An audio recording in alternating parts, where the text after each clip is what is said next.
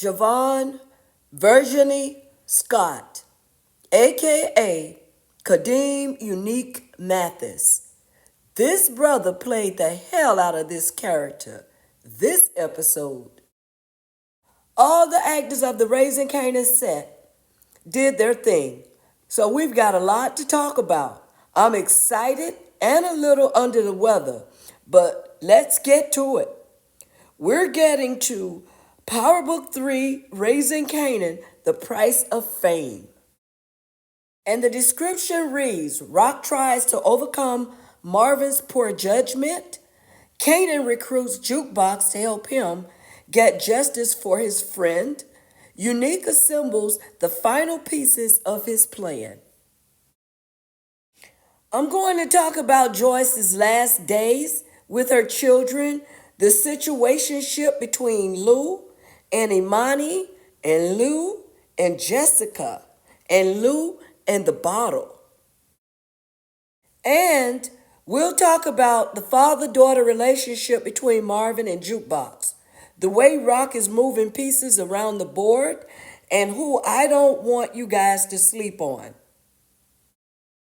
I'm Lady Vet of Lady Vet TV, sending a shout out to all of you Power veterans, and I'm ready to get to it, the review of episode 6. But first, I'll pause so that you can subscribe to the channel if you haven't already. Hit that like button and drop your comments below. First things first, all eyes on the picture of Sean, Puerto Rican famous Figueroa. We see Famous's family and friends gather to remember him. Marvin wants to pour out some for the homie. Rock's got a whole lot going on with work, or lack thereof. Brother Lou is being tested around alcohol and the very environment that landed him in rehab. Jukebox itching to get at somebody, and Kanan's dealing with the loss as best he could. Jessica's back briefly to support her mom and deal with losing her brother, and of course, touch up on Lulu. Lulu is considering getting back in the game as an exception to find out what happened to Fame. Marvin's starting to realize his little girl is all grown up and not wanting to accept that she's turning into a mini Marvin. And pay those respect like you're supposed to pay your bills. I mean, on time. Don't wait till the 5th and file a notice. Y'all know who you are. Russo gets to his place of business to find Unique waiting to let him know that he's checked off his task list. And now he wants money and muscle from Russo. But Russo wants to know how will he get his money back and wants assurance that Unique has assessed his competition before he goes after his so-called girlfriend, because he knows that Rock's got her hands all over the market.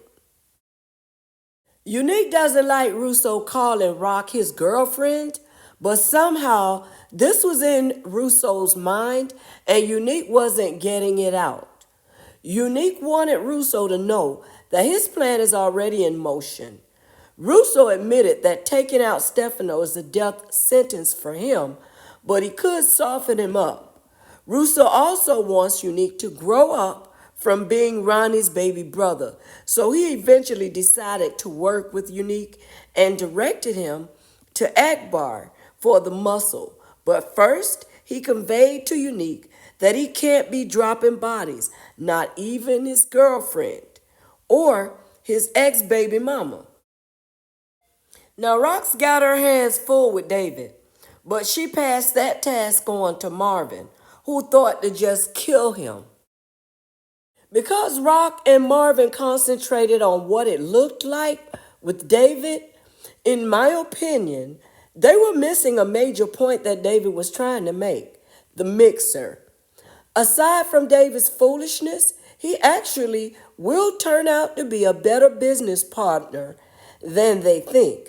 Marvin tried being an enforcer with David, but he laughed and called Marvin funny.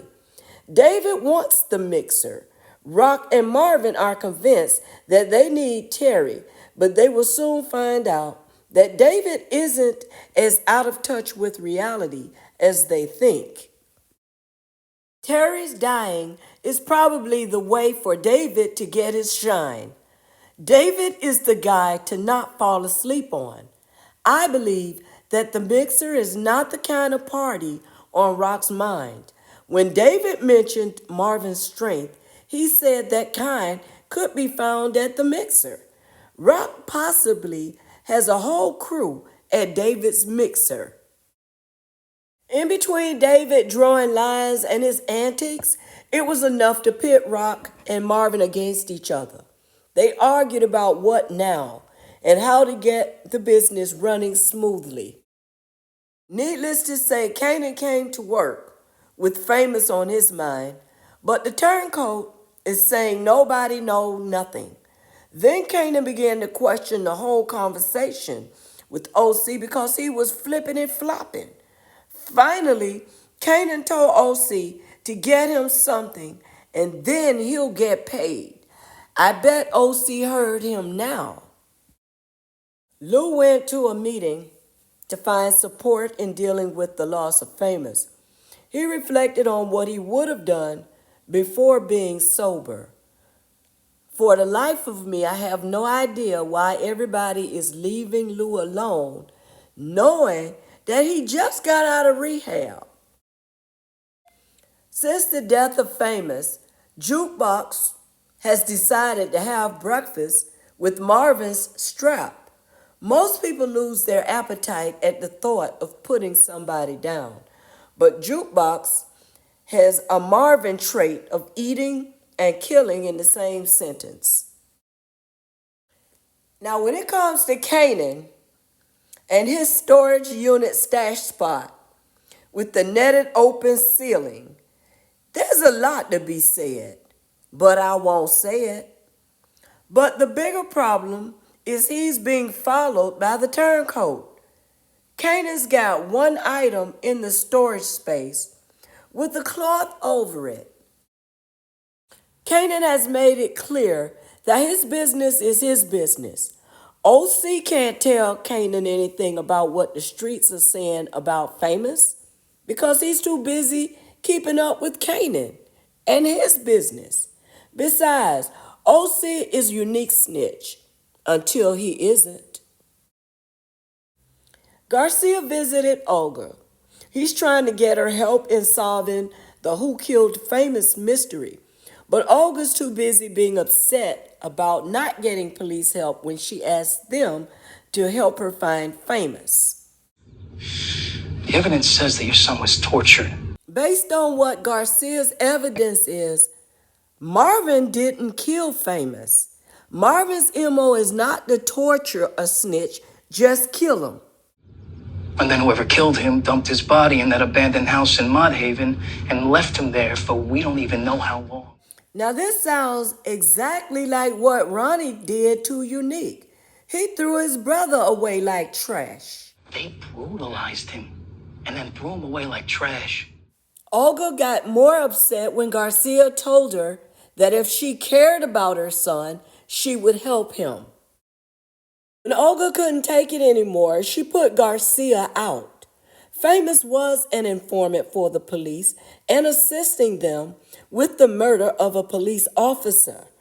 Olga believes that a cop sold out Famous, causing his death. The list just got longer for who killed Famous. Lou went to check on Joyce, but it was obvious that he really didn't want to see her. Joyce is angry and bitter about dying. She called Marvin a coward, and Lou took up for Marvin. She asked Lou to do what Marvin wouldn't, help her pass away.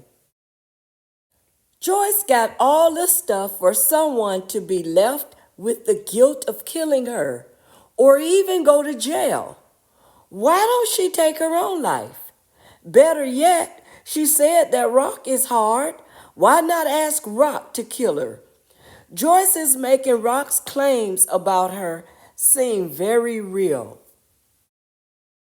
Unique pulled up to the tailor shop. Yep, the same one that he supposedly died in. Instead, he went in and got his Dapper Dan on.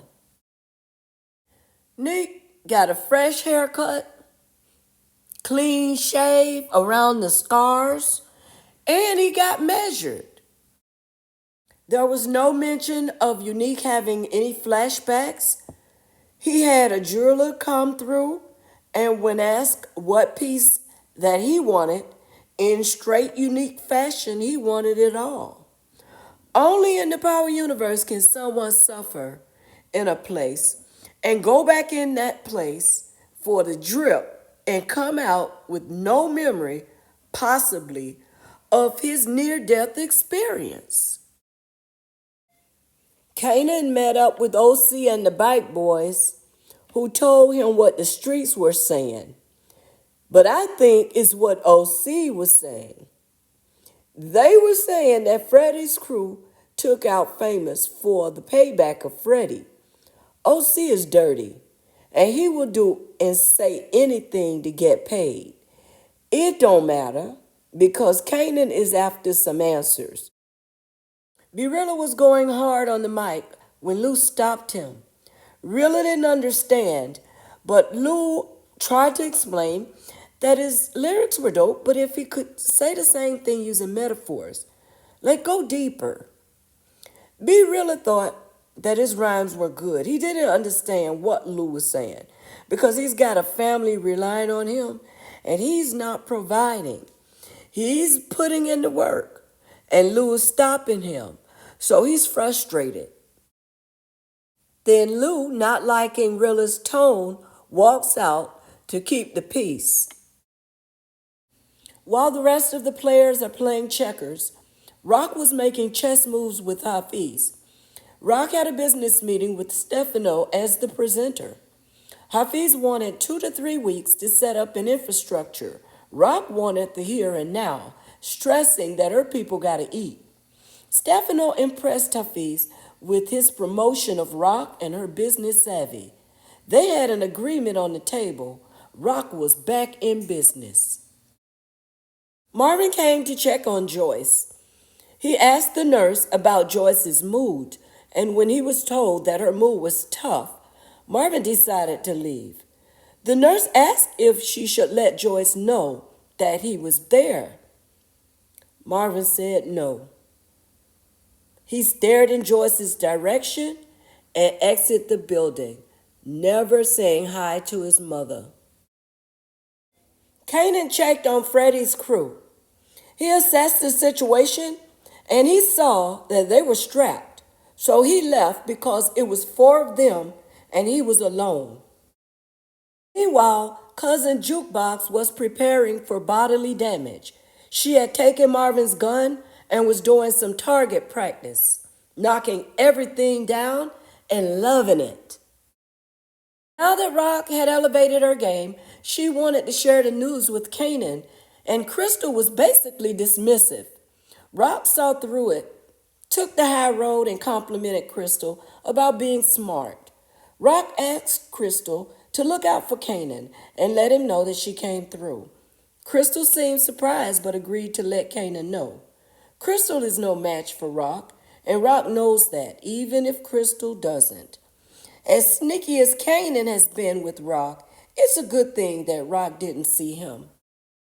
Lou was in a bar staring at a drink, about to fall when Jessica got to him for support. She made it before he had bottoms up, and Lou explained that he had no one else to call. I guess Imani didn't come to mind. Lou was taking Famous's death pretty hard, mostly because he knew what Famous was going through from personal experience. Lou talked about his love for Famous with Jessica, and as he began to get stronger, he told Jessica to move the alcohol from in front of him. She did. Lou appreciated Jessica coming through and decided that they should leave together. My question is, who will Lou call when Jessica's no longer there?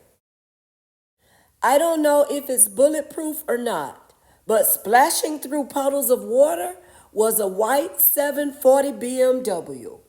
Unique stepped out dripping with a whole new boss swagger. Unique had a meet with Akbar, and they talked about the terms of their deal. Akbar was surprised to hear that Unique was alive. Unique told him that niggas like him don't die, they just rest up for the resurrection. Akbar wanted to know why was Unique come to Jersey to get muscle. Unique explained that the Southside muscle was spoken for already, and he was still moving in the shadows, but that he would be coming hard and fast and no one would see him coming. Akbar talked about the tax, but Unique told him that Russo would not have set up that parlay if he couldn't pay. Akbar gave him a nod, and now Unique has built a muscle crew and ready to reintroduce himself. Kanan came home tired and defeated for the day, but all hope wasn't lost because Kanan is no quitter and he wants justice for Famous. Crystal fell asleep waiting for him, but after he arrived, she let him know that Rock was there looking for him and was concerned that he would do something crazy at the loss of Famous. Crystal expressed that she too was concerned. Kanan put her and her concerns to bed. The next day, Kanan would be at it again. Marvin was resting until Jukebox came home. He knew that his gun was missing. When he questioned Jukebox, she explained that she was not doing anything but target practice. Marvin got exhausted trying to explain to Jukebox that he wanted something other than following him for her life. Jukebox quieted all the noise by simply saying that she was him, a product of her environment and a recipient of what she got from the army. Marvin demanded his gun from Jukebox, and there was nothing left for either one of them to say. Lou and Jessica went to the studio where Lou told her that he can't stop thinking about how Famous was treated, that he had something inside that wanted to get out. Lou is sober and out of the game, but now everything is calling him back. The alcohol and the streets. Jessica wanted Lou to know that going after someone would not bring her brother back or make anyone less sad. For that moment, Jessica got Lou's mind off the streets and on her. Raquel went by the Golden Pavilion to ask Erwin if he was opening. He told her that he had a 10-year lease and not many options. Erwin told her that he knows that Terry is dead and that Terry didn't want to work with her anymore. Rock tried to explain Terry's death away as something not related to her, but Erwin wasn't buying what Rock had to sell. Erwin just wanted Rock to know that he's not Terry trying to end his business with her, that he believed it's safest for he and his family to continue with Rock. But he's doing it with a heavy heart and with great concern. Rock assured him that they would be better and safer. Jukebox was reading when Kanan came pounding at her door. He asked her if she was serious about having put in the work. The Raising Kanan Jukebox was becoming Power Jukebox right in front of us. This was music to Jukebox's ears. She made a straight line to the sofa area where Marvin kept his gun.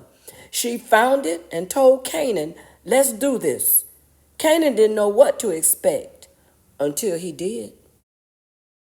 Early Tyler reluctantly brought Marvin his cut of the bookie money. Early was complaining and sounding like he was ready to jump ship. He was telling Marvin about woes and he squeezed after paying everyone. While Early was talking, something startled Marvin, and he looked back. Same time, Early looked away and back at Marvin. There was no one behind him, so Marvin told Early to do what he needed to do about his situation. The movement behind Marvin was unique. Question is, did he hear their conversation? And if he hadn't gotten all dressed up for Rock, would he have revealed himself to Marvin just before killing him. Early Tyler will not make it too many more episodes. He's going to get hit by a bomb or a grenade. Lou was trying to get work done when Imani came in, telling him that she heard from Eldad's mother and she's willing to have her son come to the studio to work with Lou. Imani asked Lou how he was doing, and his response was alive. Imani saw the lady's earrings and necklace on the table behind Lou as she was talking to him and became salty. Imani picked up the necklace, saw the name Jess, and told Lou he should let her know that her necklace is there. Lou tried to stop her with very little effort as she walked out. In my opinion, Imani is doing way too much. She must know that there's other ladies with a record collection. B Rilla went to see Michelle and little baby Rilla with only a box of Pampers.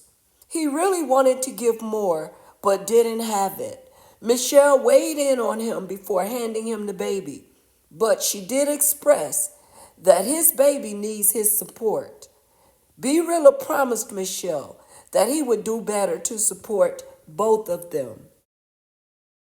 Kanan and Jukebox assessed the situation with Freddie's crew, realizing it was 4 of them and 2 of she and Kanan. Kanan began to realize how keen Jukebox is with the strategy, and soon he'll witness her gun game. Jukebox wanted to drop all 4.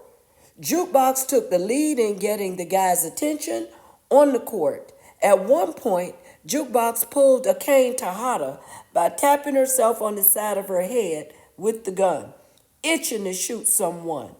Jukebox took front and center on the whole mission while Kanan carried the rear. Jukebox was stunning like her daddy, and Kanan had a front row seat. After seeing his family do without, having no money in his pockets, no record to sell, and promises from the label that he feels enslaved to, B Rilla went to see Kenyatta. Rilla remembered the conversation that Law had about leaving large amounts of cash in the house due to lack of trust in the banks. So he pitched the job to Kenyatta to be done soon if he wanted to mess with it. After losing her son, Olga is done with the South Side. She's packing her things to go to LA with Jessica for a fresh start. Lou took Imani's advice to let Jessica know that she left her jewelry in the studio. Lulu used having to take Jessica's jewelry to her as an excuse to see her again and to say goodbye. For me, the highlight of the show was Rock coming home to find her ex-baby daddy in the kitchen having butter pecan ice cream and memories of the past. This episode was good as I expected. We're still waiting to see who killed Famous, but I've come to the realization that these things are not always what they look like in the Power universe. Unique got all these pieces in place to do what? Take Rock down? Take back what he believes she took from him? Both Rock and Unique are trusting Italian mob bosses to help them get to where they want to be. And Kanan's trying to hitch his horse to Vietnamese Quan's wagon. Kanan's not wise at all to think that a man who let his mom go will not let him go as well. Well, I've shared my thoughts with you, so share your thoughts. I'm interested in knowing what you think about the episode. I'll see you in the next video. I'm out.